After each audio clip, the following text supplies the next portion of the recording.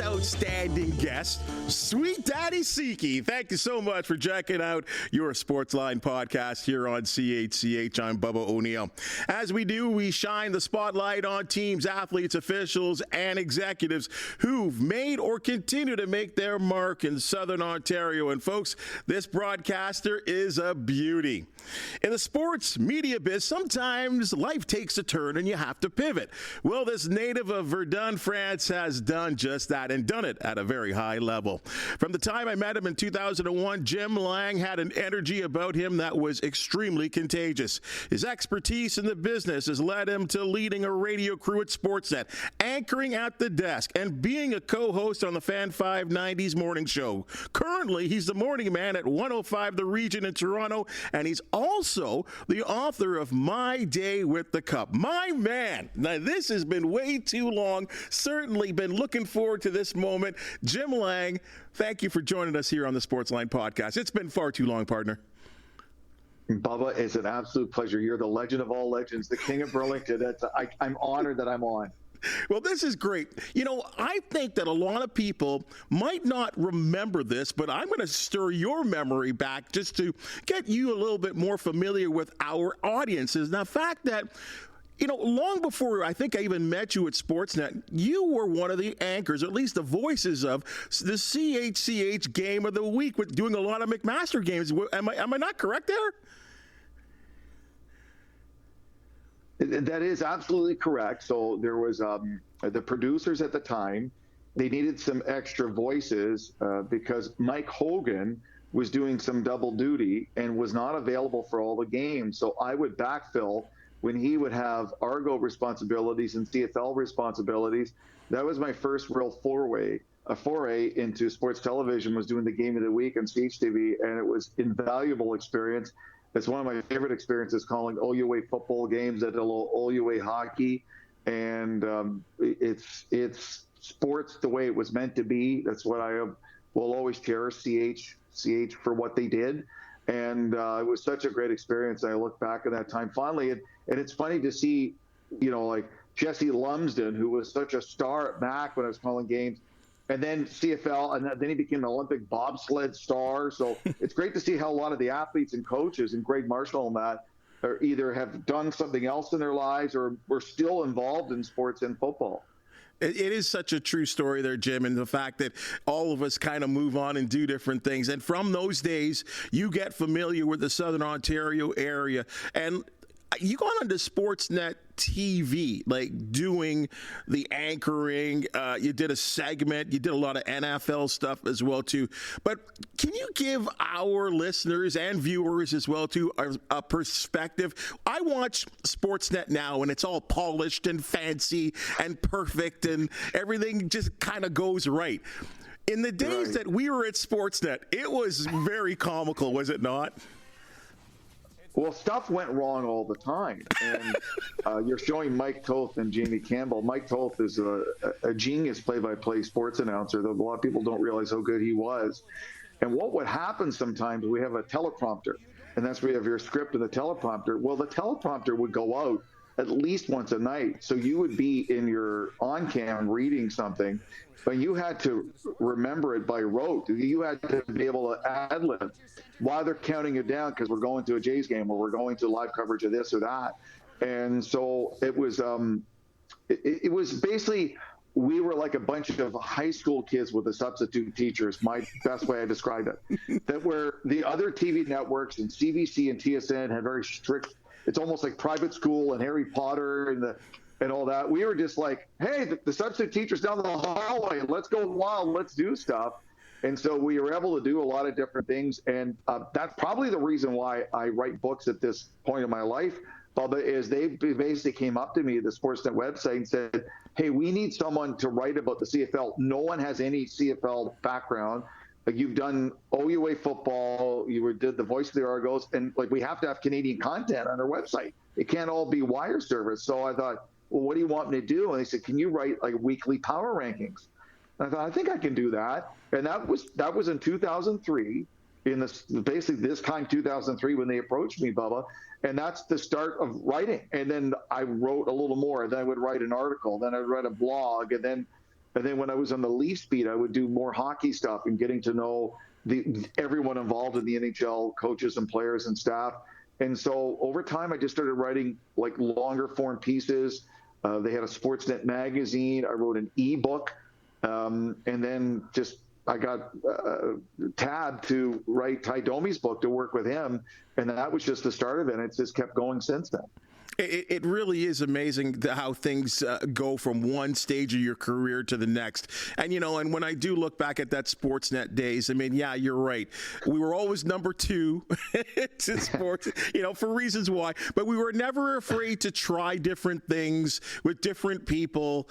And when I look back at those days now, the people that we worked with, I mean, so many of them, like yourself, have gone on to do greater and bigger and better or different things. And it was a real family back then, was it not?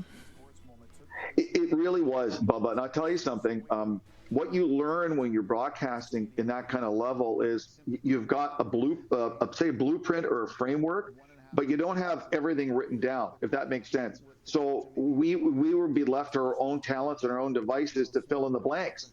And, you think about Hazel May when she started, and she is become an absolute monster of broadcasting. And then I'm very proud of the people we work with and where they evolve. Paul Sadu, a dear friend of both of us, just won a Canadian Screen Award for his excellence in sports producing. And, he's like, we all started like small. Substitute teacher was out of the hallway. Let's try to do this. Sometimes it worked, sometimes it didn't. But with all that experience, we got better bit by bit. And I think that's like in any job. Sometimes you can't control creativity, and you shouldn't tell everyone what to do every step along the way. And sometimes you're like, all right, let's delegate, let them see what they can do, let them do that, and then, oh, hey, that worked. I didn't know. Okay, keep doing more of that. And that's kind of how I view my experience at Sportsnet, is because I wasn't pigeonholed and told I can only do this and this and don't do anything else, I ended up picking other skills that I use to this day. Well, and one of those skills that you still work with to this day is radio. And you had a background in radio. You helped put together the Mojo Radio Sportsnet crew, which I was, so fortunate to be a part of. And I'm going to get to that a little bit later in the podcast here. But you got to work, with the likes of a Greg Brady, doing the Fan 590 morning show, which was a biggie for you, and that had to have been a wonderful experience too. It was, Bubba. When I started in radio, I graduated Humber College in the late 80s. There was no sports radio. There was barely any sports television. Like TSN had just launched, and most of the anchors were all established former CTV and CBC people. So there was no avenue for someone coming out of their journalism or radio broadcasting program to get into sports media. And it wasn't until after I worked at a couple of radio stations, I had an opportunity to work at the Fan. This would have been 1995, and that was the start of it. But up until then, I just, there was no opportunity. So that's why throughout my radio career, I would do like music or interviews or public affairs, but then also do sports. And it's funny how all that comes full circle, because in radio in the late 80s and early 90s, the technology wasn't what it is now. You had to do a lot of stuff. You had to learn how to do a lot of stuff without the aid of technology. So then later when I was in television and stuff did go wrong, I had the skill from back in the day from the 80s and 90s to be able to think on my feet and make up stuff on the fly to keep things going, especially but maybe the viewers and the people listening and watching this don't realize is we would get counted down. And we would have two people in our earpiece at the same time. Someone saying, hey, you've got to be done in 10 seconds.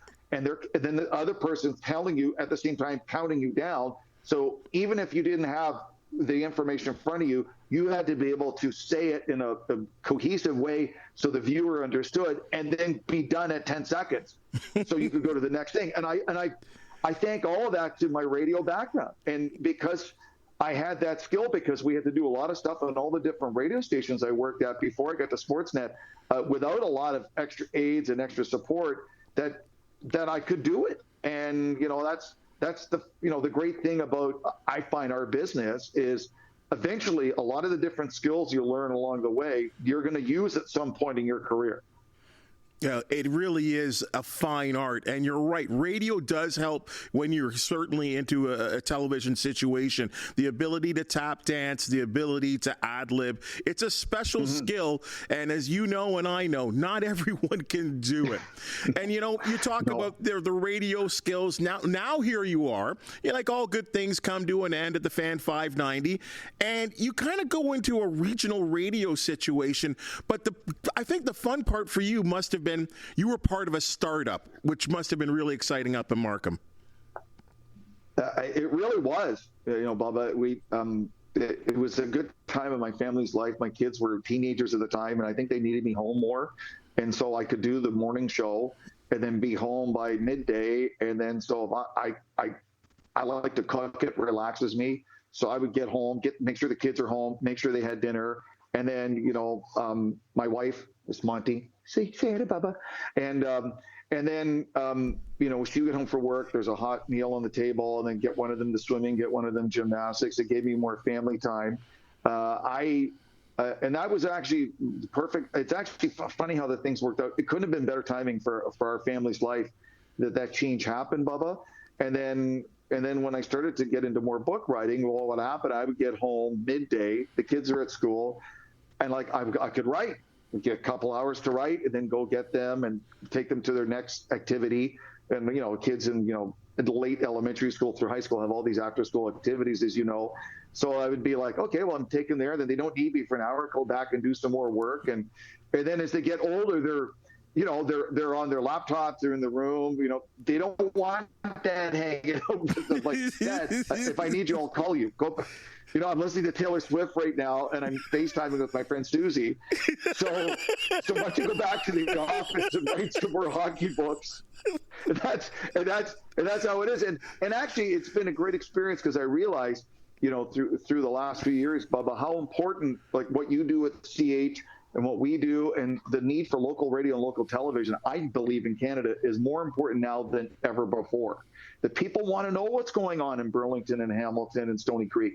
People want to know what's going on in Aurora and Vaughan and Markham, because the big networks, big stations, they won't let you know that. Well, then if I don't know, then how do I know there's a charity event or a local sporting event or a local political meeting that maybe I should know about? Isn't it crazy how the trends have changed? Like, you and I are of a generation when we were growing up that our parents ran to the TV to watch, and we would join them to watch national news. That's not the case anymore. And you're so correct in saying that people, you can get all that information on your device, but people want to know, or at least be told what's going on in their backyard, whether it's sports, whether it's the weather, was there crime, was there something going on at City Hall. And it really, really has changed. And I feel like we are making an impact with doing exactly what that is. And that's servicing your community. One of my people I always looked up to throughout my sports career was, to me, one of the best I ever did. It's Steve Milton at the Hamilton Spectator. And, Steve Milton is, to me, a Hall of Fame writer and reporter. You could cover hockey, football, Olympic sport, figure skating, and that kind of the craft of putting together a good story and telling it from a Hamilton, Burlington perspective, focusing on the athletes and focusing on the community and what's happening. I don't want that to go away. I just know, like, when I walk the dog, who's yapping right now, my apologies. You don't see that many people with the paper delivered anymore. I can remember growing up, my dad, when he was a higher rank in the military, but when we were in Camp Borden, he would get the afternoon edition of the Toronto Star. And back then, people don't realize it, you could get the morning edition of the Spectator and the afternoon edition. And for people like my dad who left early, he didn't bother with the morning paper. He got the afternoon edition, and he would not eat dinner till he was done the paper. And it's like, okay, I'm ready for dinner. That was I need to know. And then, as you say, at 10 o'clock, he was watching at the time Knowlton Nash, then Peter Mansbridge, the CBC National News. And that was just how it was done. I know for me, my first foray into sports, when I really got into it, we had moved from Nova Scotia to Camp Borden, and they just started Sportsline with Jim Taddy and Mark Hepscher. And I was so blown away, Bubba. I had never seen anything like it. Highlights, they're talking about Canadian university sports. They're having fun. Like, I've never seen anything like it. I was blown away. I was so into it.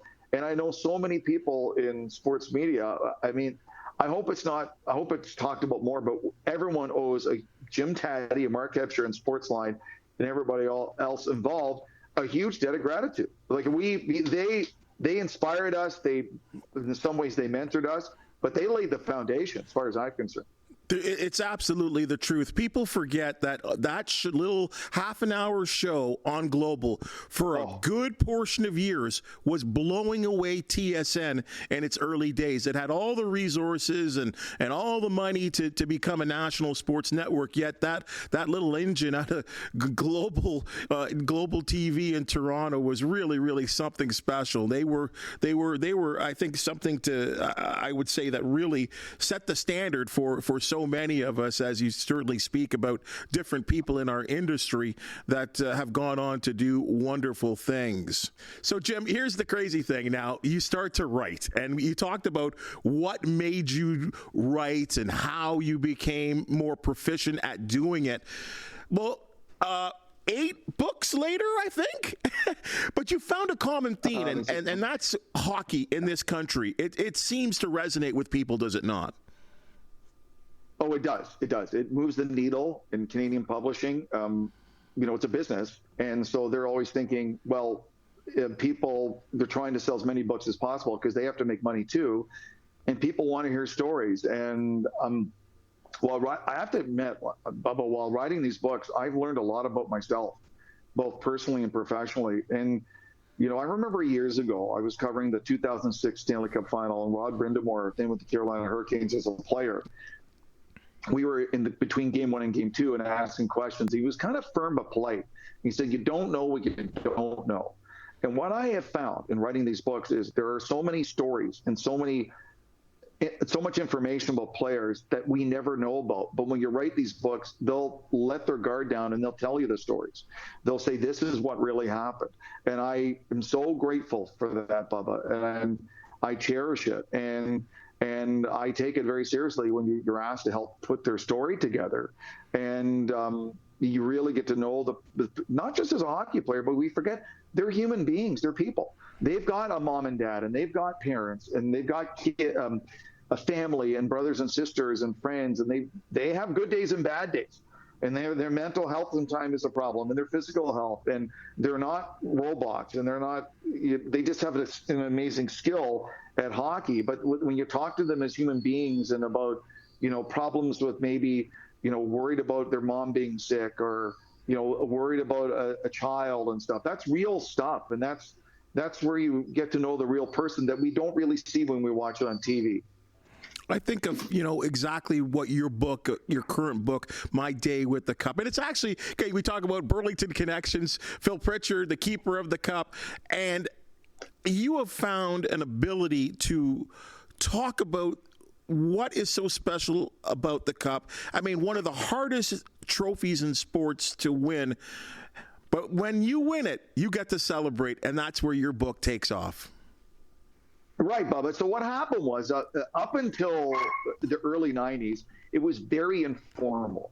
So sometimes someone may or may not have a little bit of time with the cup. But in 1994, the New York Rangers famously won the cup, and they were in Manhattan, and Mark Messier and the crew had a little too much fun in some of the nightclubs in Manhattan, and it got dinged up a bit. So Gary Bettman, to his credit, said, why don't we do something proper? Why don't we do a tour? Why don't we have time with the Stanley Cup and have it supervised with a curator from the Hockey Hall of Fame so it doesn't get damaged and everybody gets to enjoy it. So in 1995, when the New Jersey Devils won and beat Detroit, Phil Pritchard and his crew put a crew together, and they had the Stanley Cup in a road case, and they traveled around. They went to Massachusetts and New Jersey and Burlington, Ontario, and Northern Ontario and Western Canada and Europe, and they travel around. And over the years, Bubba, it's become such a big thing. And it's so unique to any sport that Bubba O'Neil's name would be on the cup for your family and friends to see, and you get to spend a day with it and drink out of it and eat out of it and basically enjoy it. And there's no other sport that does that. And that, to me, that's one of the reasons I was so excited to talk about it. And the players were so into it and couldn't have been more grateful. I'll give you an example. It took me 14 months to get Sidney Crosby part of the book, not because Sidney wouldn't talk about it, but because Sidney Crosby is the greatest star of our generation, and he's pulled in all directions, and he's got agents and publicity people protecting him. And when he finally got wind of the book and said, I'd like to talk to Jim about it, I said, look, Sidney, I just need 10 minutes. He talked to me over a half hour, Bubba. He couldn't talk enough about his 3 times with the Stanley Cup and being in Nova Scotia and seeing his grandmother drink beer out of it and playing road hockey with the cup beside his childhood friends in Cole Harbour.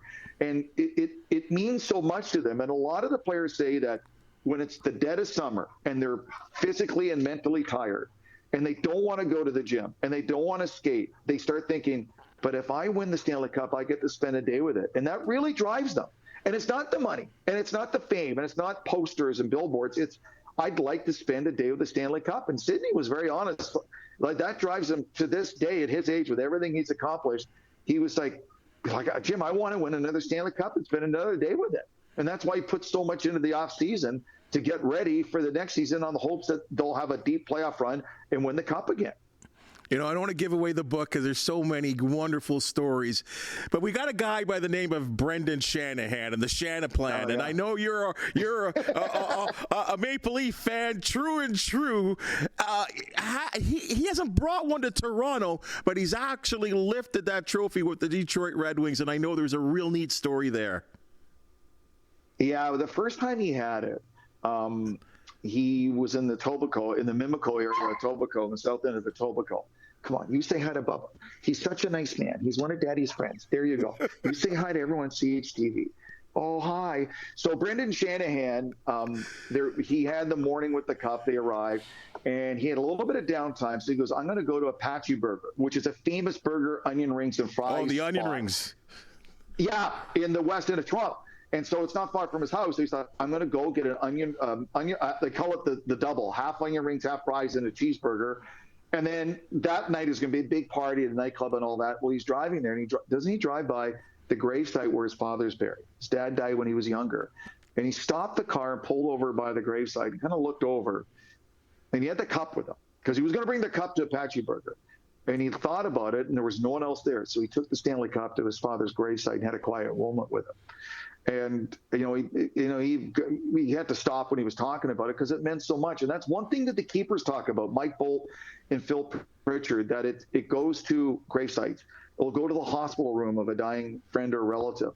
And as a rule, the keepers are around the cup all the time, Bubba, except when they know they're going to a hospital room or they're going to a gravesite, they'll stand back and let the player have that moment. They're not a hockey player then. They're a loved one. They're a friend. This is personal time. And I know he did the same thing when he won in '99, taking the cup to the gravesite where he was buried in Quebec. So there's something special about the Stanley Cup that way. And I really like what Brendan Shanahan did that day. You know, and I will always be probably more of a football guy, no matter what, but I love sports just like yourself. But there is something that's just so incredibly beautiful about the Stanley Cup, and it's such incredible stories that you've captured in your book. And, where can we find it there, Jimmy? Well, you can go to Amazon and buy it there. You can go to Indigo. You can go to Walmart. You can go to Costco. Anywhere you get a book, you can get it. And I know on Indigo right now, they have a Father's Day sale, so you can get a discount up until Father's Day. So you can get it on the Indigo website by buying it now. But it was really, really eye-opening and enlightening to write the book, Bubba, because so many of the players, they said the only time they ever saw their dad or their grandfather cry is when that Stanley Cup was unpacked from the road case and was put on their kitchen table or in their living room. And for a lot of the players, that's when it really hit them, what being a Stanley Cup champion is all about and what that cup means. And for a lot of them, the night they win the cup, it doesn't sink in, if you know what I mean, Bubba. But when the cup arrives at their house at 7:30 in the morning and it's there all day, and every relative and every friend they've ever had is getting emotional and drinking out of the cup, and it leaves that day and they're like, I'm a Stanley Cup champion. Well, the word champion, when I think of you, Jim Lang, resonates really strong. You're a champion for me. And let me tell you something here, and this is something it's taken me, almost almost a couple decades to tell you this. And I don't talk about this too much, but it's right there. It's always there with me and always here with me. And that fact that you were one of the people that were responsible for getting me on Sportsnet Radio, a big opportunity, just working in the newsroom, and then getting me to do radio, which was something I'd never really done. And folks, I sucked. I was horrible. I struggled. I did not do a good job. And for the first time in my life in media, I didn't get the job done. And I should have been fired. But I know you and Scott Moore probably had a little conversation and said, we're going to guide him. We're going to help him out. And you gave me, from a weekday shift, you put me on the weekends, and I grinded it out, and I got better at doing what I did. And it was a huge, huge lesson for me in media and about growing up in this business.